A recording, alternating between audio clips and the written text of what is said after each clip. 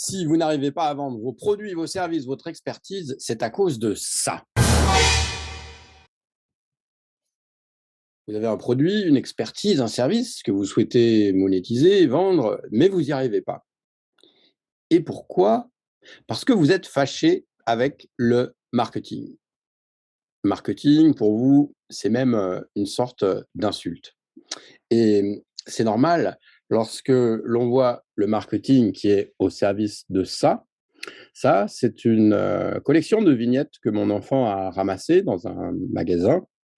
Et donc, il colle ses vignettes. Et puis, quand il a les 4 vignettes, il peut avoir cette petite peluche. Donc, toute contente d'avoir ces 4 vignettes, ma fille vient me voir et elle me dit: «Papa, papa, est-ce que je pourrais avoir ça?» Je regarde.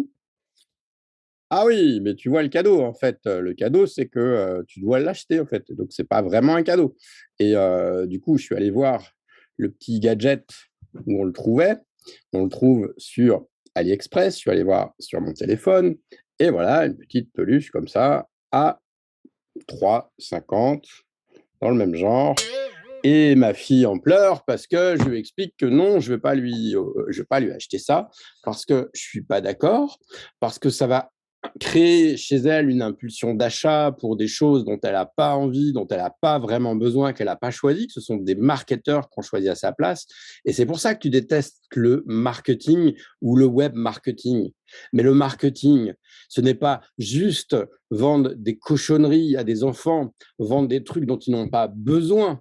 Le marketing, tu peux aussi t'en servir pour mettre en valeur ton expertise et tes produits. Et là, c'est différent. Alors, évidemment, si tu vends des cochonneries, je ne peux rien pour toi. Si par contre, tu as une belle expertise, si tu as des beaux produits et que tu souhaites les mettre en valeur, alors là, oui, je peux t'aider. Je peux t'aider.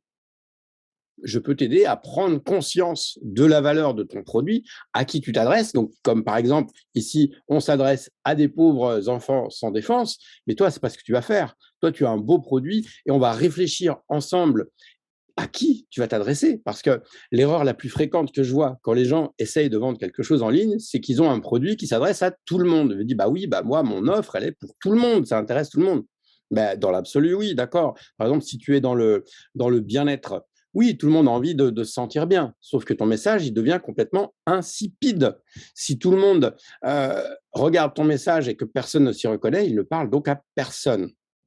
D'ailleurs, je vais te regarder, regarde sur cet écran-là, tu vois cette offre de service. C'est une offre de service pour des consultants, pour des agences web de référencement. Et tu regardes, quand tu défiles, tu vois, eh bien, c'est creux, c'est complètement creux. Elles se ressemblent toutes. Il n'y a pas un seul message qui est parlant, c'est creux. Et c'est pour ça que ça n'attire pas l'œil. Moi, ce que je te propose de faire avec toi, c'est déjà de savoir à qui tu veux t'adresser.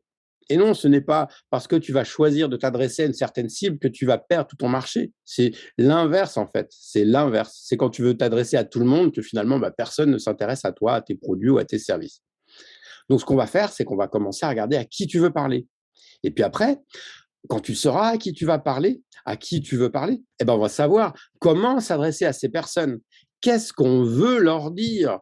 Parce que je ne m'adresse pas de la même personne, je ne m'adresse pas de la même manière à un petit enfant sans défense ou à une personne qui est en une recherche de bien-être, de perte de poids, de conscience, de que sais-je. Tu vois, on va avoir un discours qui va être spécifique. Ce qui fait que, ayant ce discours spécifique, cette personne peut se reconnaître dans tes produits et tes services. Et c'est là où tu peux enclencher quelque chose et mettre en place un processus de vente consciente, de vente habitée. Et non pas de vente n'importe quoi, de vente marchand de tapis ou de vente consommation ou surconsommation.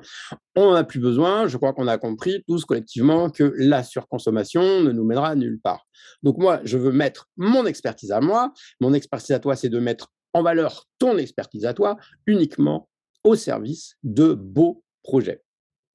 Si tu veux me trouver, j'ai mis dans la description un lien, tu as mes coordonnées, tu peux me passer un coup de fil et je te propose un coaching de 30 minutes gratuit pour te mettre en marche et voir ce que tu peux, quel plan rapide tu peux tout de suite démarrer pour commencer à faire connaître, à faire parler honnêtement éthiquement de tes produits et de tes services.